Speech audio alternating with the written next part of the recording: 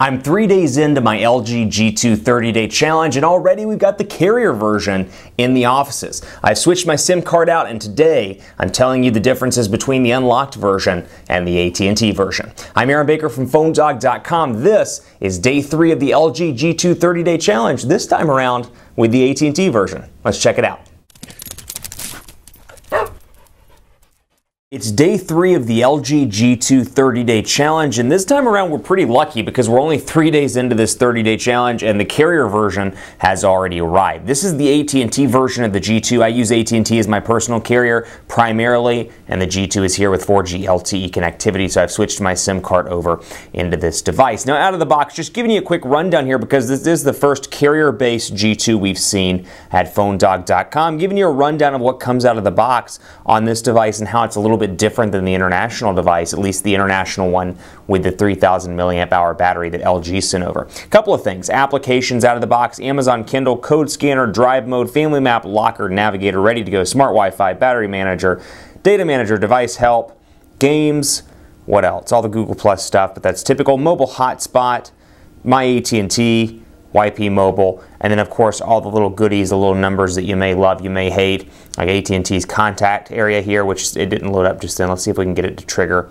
by going into settings and going down to, let's see if we can find it, going into settings and going into AT&T's contact option. I don't see it there, but then the AT&T contacts are right there out of the gate as well. You'll notice immediately 4G LTE connectivity. I'll let this focus in so you can take a look right up here in the top of the device, or at the top of the device rather. 4G LTE connectivity right there, and battery life continues, at least so far. I haven't used this for too long, but so far continues to be pretty decent, although it's draining pretty fast right now because I have this on full brightness for the video. AT&T logo here on the back. You'll notice a difference here as well. G2 written on the back as opposed to the unlocked version, which does not have the carrier logo and has LG at the bottom. So just showing you the difference in terms of overall look and feel. Very similar to the international version. Out of all the versions that the carriers are launching, probably one of the most similar to the international version. LG logo stays at the bottom, earpiece looks the same, the back buttons look the same, power button looks identical, volume rocker looks identical. Overall, the design is the same as the international version, and micro SIM card slot is over here on the side, but packing 4G LTE finally.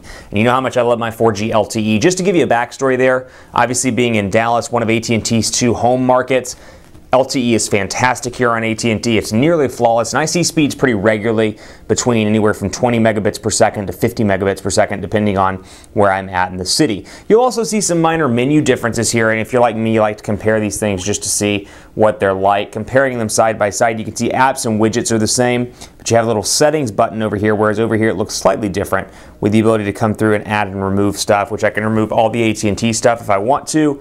Yep, remove. Yep, remove, and it may just be kicking it back. Actually, remove, yes.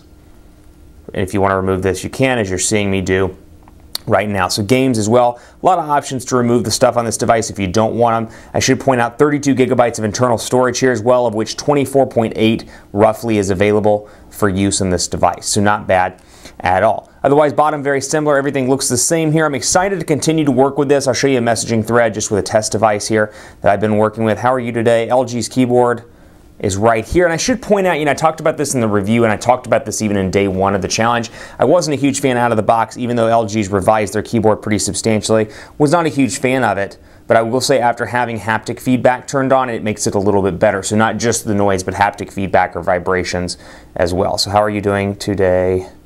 Thanks for the data points.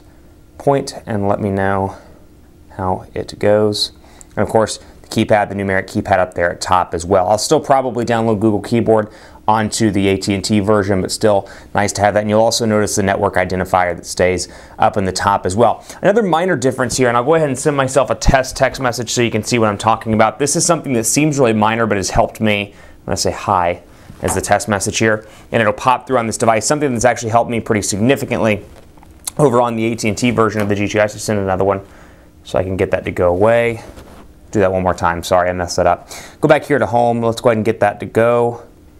See if I can get that to go. Turn it off and back on.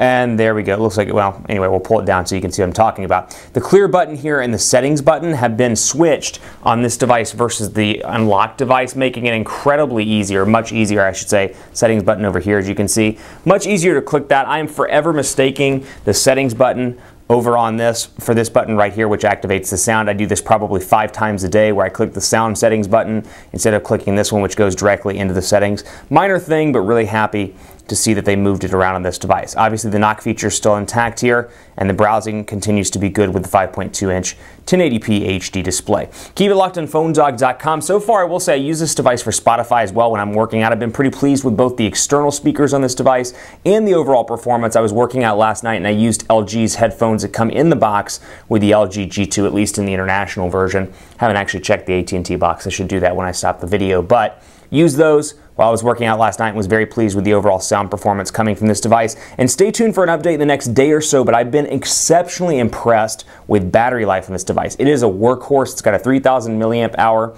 battery in this device. It's non-removable. A workhorse by all stretches of the imagination. I've been exceptionally pleased with. If you know me, you know I desire to have a device with a long flipping battery life, and this thing fits the bill.